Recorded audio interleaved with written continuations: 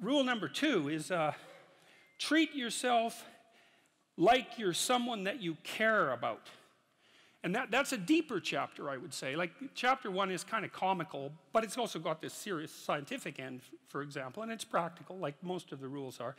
Chapter 2 is a bit of a meditation on why. See, I read this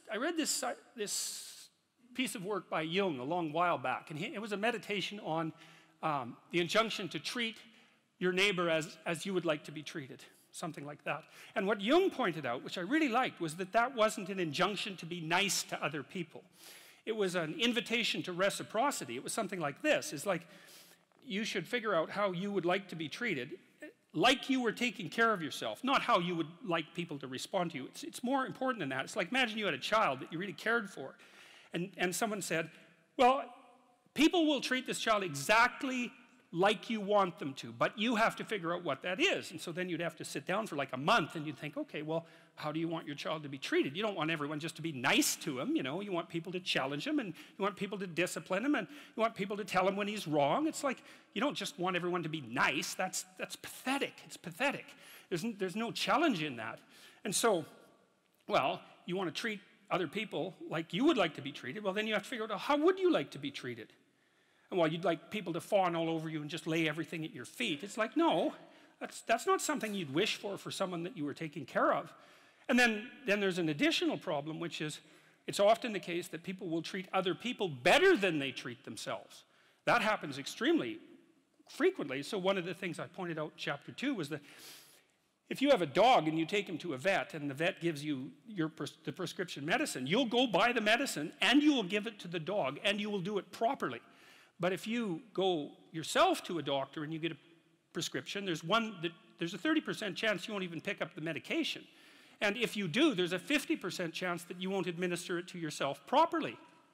And so I really thought about that. When I first came across that statistic, it was another one of those little facts. I thought, what the hell's up with that? It's like, you'll do it for your dog, so obviously you'll do it for something you care about, and you're conscientious enough so you'll actually do it. So, like, why wouldn't you do it for you? Your dog likes you. You know, even your dog would rather that you did, but you don't.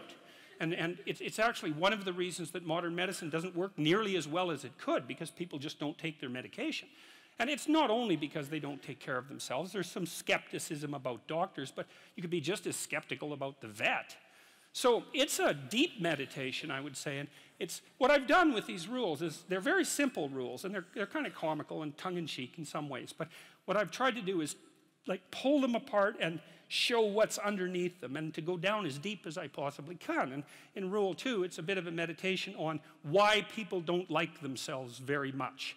And I think there's 2 reasons really, and one is that we're fragile and damageable and imperfect in multiple dimensions all the time, and that often just gets worse.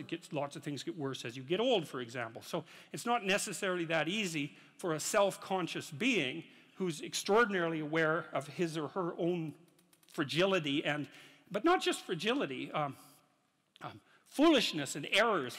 Like, you know yourself better than anyone else knows you, and you know, you might have a certain amount of dislike for someone you know because of something they did, but you know everything you did. Jesus, that's a drag, man. You know, you have to carry that along behind. It's like, really, I did that, you know? And then, so there's that. It's like you're weak and kind of useless and prone to temptation, and you know all those things, you know, that just shouldn't be that way. And then you're also capable of pretty vicious acts of malevolence, and so you also know that about yourself. And so it's a real existential question for people. It's like, why the hell should you take care of something as sorry and wretched as you are? And that's really what the chapter is about. It's because the answer in the chapter is, yeah, you know, first of all, yes, you're pretty useless and terrible, but so is everyone else, and that's actually an existential problem, right? And what I mean by that, it's a problem that every human being has always had and always will. So it's not just you, it's a universal problem. And that there's an answer to that, and one of them is to, what does it to say? Love the sinner but hate the sin. It's something like that, is that despite the fact that you're not all that you could be, the proper attitude to have towards yourself is the attitude that you would have towards someone that you genuinely cared for. And that it's incumbent on you to act as if you genuinely care for yourself. Just like you would act towards someone that you actually cared about, some other person. And so it's a reversal in some sense of the golden rule, right? And it's a discussion of why that's necessary. And also, more than that, it's a discussion of why you have a moral obligation to do that. It's not just that you should because it would be better for you. You actually have a moral obligation to do that, I think, because you make the world a much better place, much worse place if you don't take care of yourself. So you should bloody well take care of yourself, you know, because, well, that's what the chapter's about. It's partly because you have something valuable to bring into the world. That's the thing about being an individual. It's the thing that Western civilization has always recognized, that as an individual, you have a light that you have to bring into the world, and that if you don't bring it into the world is a dimmer place, and that's a bad thing, because when the world is a dim place, it can get very, very, very dark. And so it's necessary, not just so that you feel better, not just so that you're a #1 lobster, none of those things. You need to take care of yourself because you're in the best position to do that, and it's necessary for you to take care of yourself. Despite the fact that we're mortal and vulnerable and self-conscious and capable, not only capable of doing terrible things, but actually do them. Despite all that, you still have that responsibility. And so I wanted to, you know, hit the question as hard as I can to try to figure out, well, why people are contemptuous of themselves.